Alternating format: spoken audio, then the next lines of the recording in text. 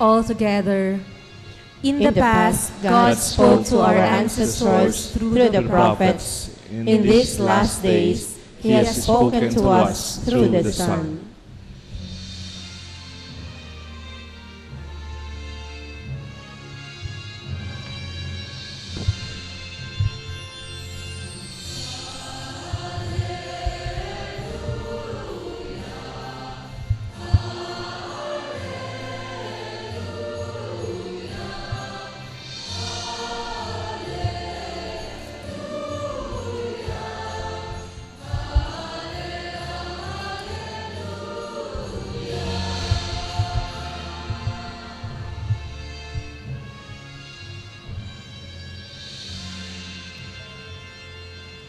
The Lord be with you. And with your spirit. Proclamation on the Holy Gospel according to Saint Luke. Glory to you, O Lord.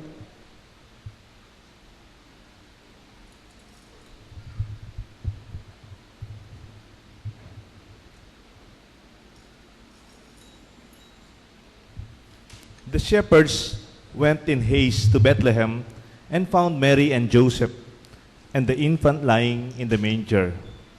When they saw this, they made known the message that had been told them about this child. All who heard it were amazed by what had been told by them by the shepherds. And Mary kept all these things, reflecting on them in her heart. Then the shepherds returned, glorifying and praising God for all they had heard and seen, just as He had told to them. When 8 days were completed for His circumcision, He was named Jesus, the name given Him by the angel before He was conceived in the womb. My dear brothers and sisters, my dear friends, the good news of our salvation. Praise to you, Lord Jesus Christ.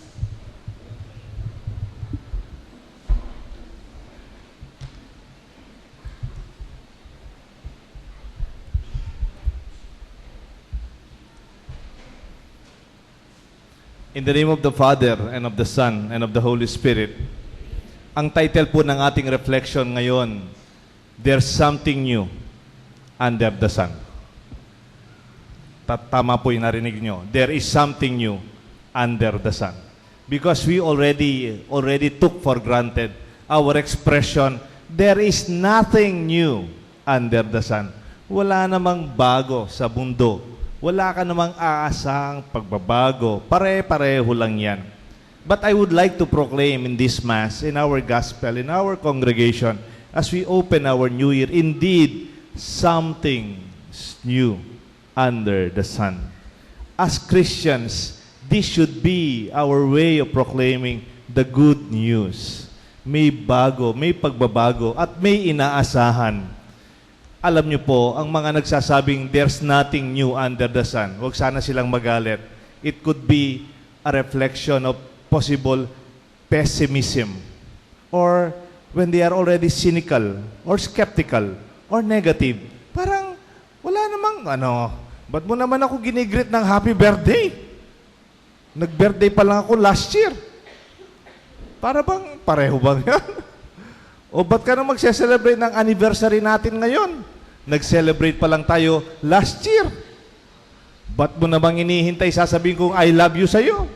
Nung kinasal tayo, sinabi ko ng I love you 35 years ago. When this time that we need our own way of seeing our life, far beyond the mechanized life of today. Alam niyo po yung buhay ngayon because of the industrial age. Kala natin yung mga tao, they are also product of industrialization.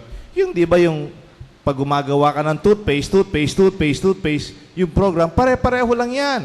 Kung gumagawa ka ng soft drinks, pag naka-program yan, pare-pareho lang yan.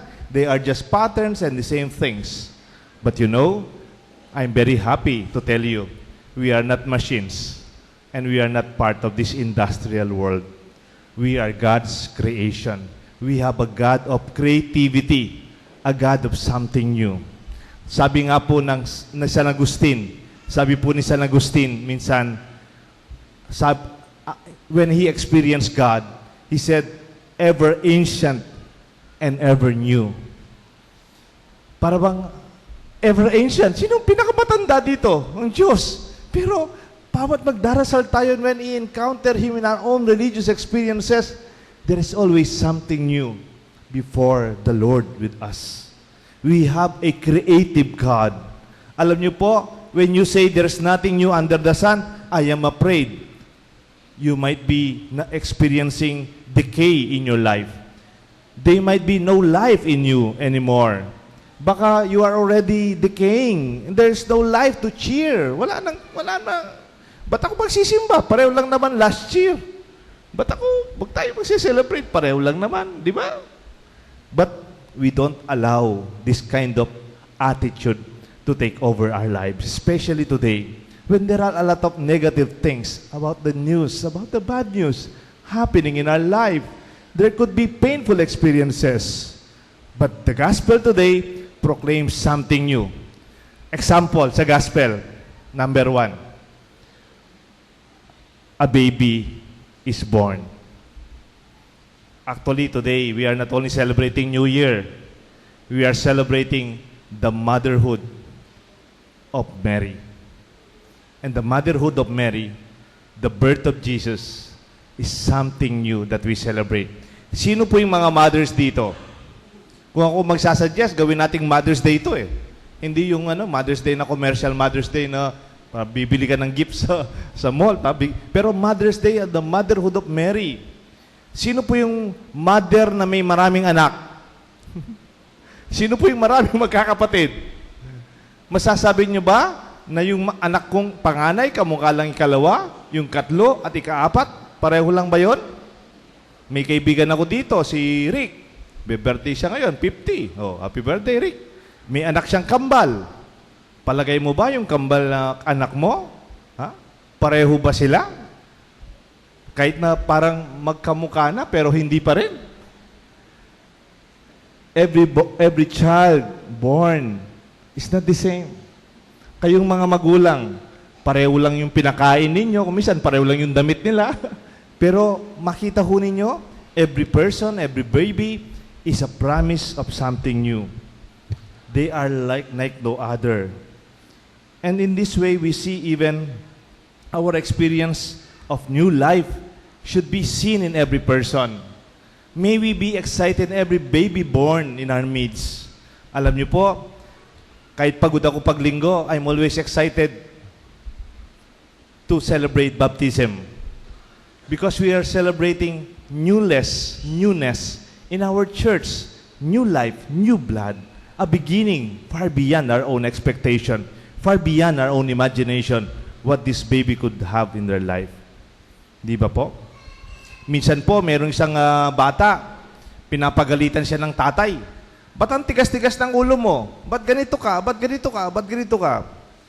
Tapos po, sumagot yung bata, medyo naughty yung bata, magaling. Sabi niya, Dad, be patient. God is not yet done with me. Parang, I'm still in the process of becoming better. Magandang excuse yan, ha? Yung parang, don't be fixed with what happened in the past. There's something new that you could see from every person and every relationship and every situation in our nation.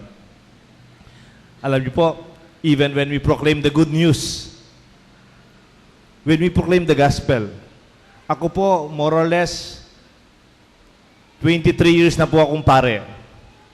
Everyday, nagmimisa ko. Pag nagmimisa ko, everyday, the gospel, maybe, memorize ko na, alam ko na. Pero you know, when you see the gospel, the word of God, ever ancient, ever new, and you see it in a context, in our situation, it's not the same. You can redescribe it or re-engineer it, yung mga terms ngayon. Pero, nung nasa philosophy po kami, ang tawag namin dyan, mapaglikhang pagbabalik. A creative repetition. Pareho lang, pero hindi pareho. What do I mean? Narinig nyo ba yung dasal ng mga Oriental ancient prayer? Ang tawag po nila dyan, mantra. Can you repeat that? Mantra. Yung mga mantra, very boring. Oh, oh, oh. Parang yung rosary, pare-pareho lang. Hail Mary, Hail Mary, Hail Mary, Glory be, Our Father, our... Balik-balik. They're just the same. But when you repeat them, there's something new. Para bang yung salita ng Diyos. Matagal na po kami sa Men of Light, 13 years na po. The same gospel after 3 years, the same gospel, and yet, when you see it in the right context, it's not the same. The good news is always new. Kaya, good news eh. Di ba yung meaning ng news? North, East, West, South. Pero more than that, is something that happened today. Our situation today. Parang yung Divina, Lectio Divina. Parang the Word of God opening the message of the Lord, the will of God in our situation today. And every moment that we pray the Word of God, with the Word of God guiding us, we will never be lost. Kuminsan kasi mga bata, sasabihin, boring. Kasi sa mga bata, dapat parang paiba ba? Pero real wisdom, you can see something new, even with something the same. Kahit pare-pareho lang, pero you could see something deeper. Alam niyo po yung isang song ni Jose Marichan? Parang yung Jose Marichan song, ang title niya yata, I fell in love with the same woman 3 times. Pwede ba yun? Tapos kinanta niya, I fell in love with the same woman for the very first time when she was young and pretty and beautiful. I fell in love with her and we got married, parang ganun. And I fell in love the second time with the same woman when she gave my first baby. And it was not the same, but my love for her was deepened as we celebrate life. That now that we are not only a couple, but now we are family. I fell in love again with the same woman. And then third, when I was in prison, and this woman stood by me. And this woman never faltered in her support and strength. I fell in love again with the same woman. Hindi nyo ba napansin yun? It's the same love, but it was deepened in every moment as you look at it. Alam po, sino yung may sulat nung lyrics nung kanta ni Jose Marichan? Hindi po si Jose Marichan. Lyrics po yun nung poem ni Ninoy Aquino kay Cory Aquino. A love that is the same, but not the same.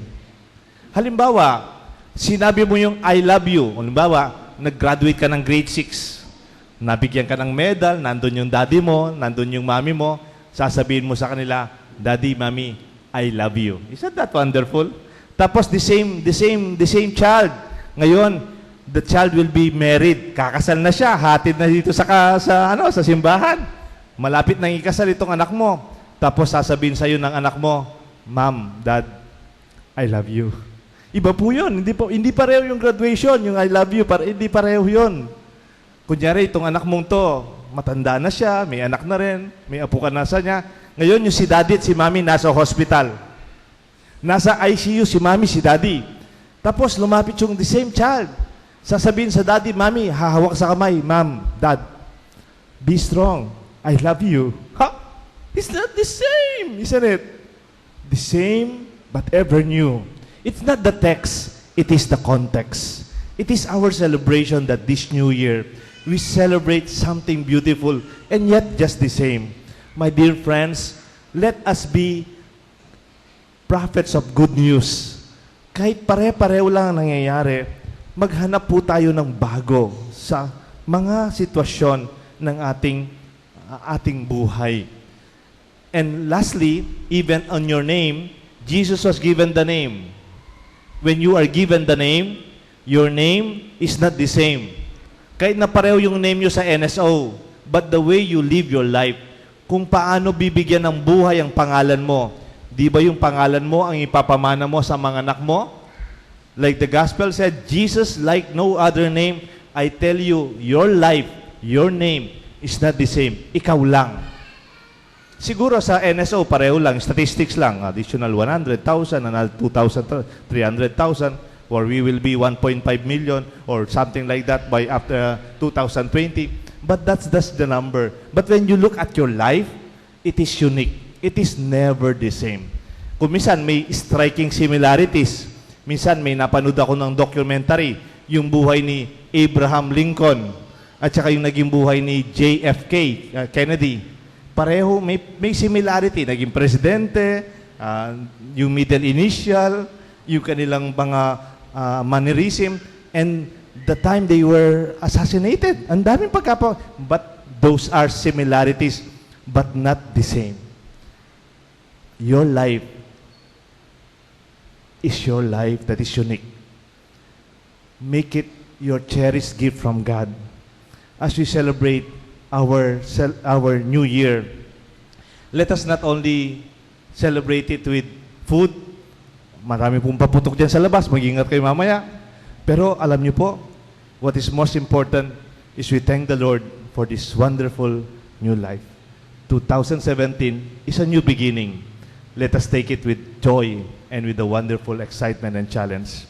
Alam niyo po, may dala-dala po akong props. Alam niyo po yung dala-dala kong props na ito? Nung bata po ako, pumupunta kami sa bahay namin ng bahay ng lola ko sa Makabebe. Yung lola ko, meron siyang ganito. Actually, mas malaki pa nito. Ganito kalaki yan. Pero may nagregalo sa akin recently ganito. Pag sinilip mo pong ganyan, tsaka mo po binimila, balik-balik. Yan. Ganda-ganda po. Hindi niya kikita. Pero ang tawag po sa ganito, kaleidoscope. Tama ho ba? Wala pong baterya ito. Walang baterya, walang program, walang application, walang wifi, wala. Laruang bata nung malit po ako. Kala ko wala nang ganito, meron pa pala. Alam niyo po yung kaleidoscope?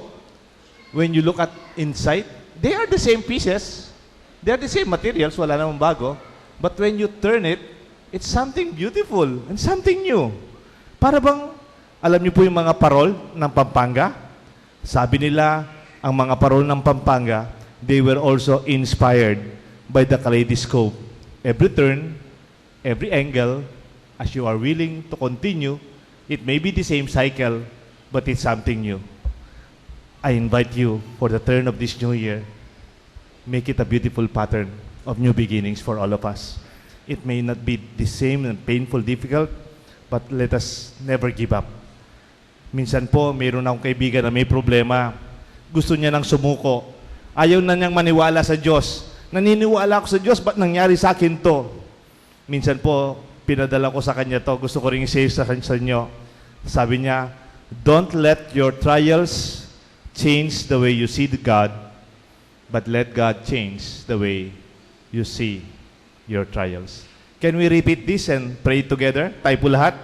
Don't let your trials change the way you see God, but let God change the way you see our trials. Happy New Year, and may God bless us all. The Father, the Son, and the Holy Spirit. Indeed, there's something new under the sun. That is you, and that is me. Let us all stand and offer our prayer and our proclamation of our faith. I believe in one God, the Father Almighty, maker of heaven and earth, of all things visible and invisible. I believe in one Lord Jesus Christ, the only begotten Son of God, born of the Father before all ages, God from God, light from light, through God from true God, begotten, not made, consubstantial with the Father. Through him all things were made. For us men and for our salvation, he came down from heaven, and by the Holy Spirit was incarnate of the Virgin Mary, and became man. For our sake he was crucified under Pontius Pilate. He suffered death and was buried, and rose again on the third day, in accordance with the Scriptures. He ascended into heaven, and is seated at the right hand of the Father. He will come again in glory to judge the living and the dead, and his kingdom will have no end. I believe in the Holy Spirit, the Lord, the giver of life, who proceeds from the Father and the Son, who with the Father and the Son is adored and glorified, who has spoken through the prophets. I believe in one holy Catholic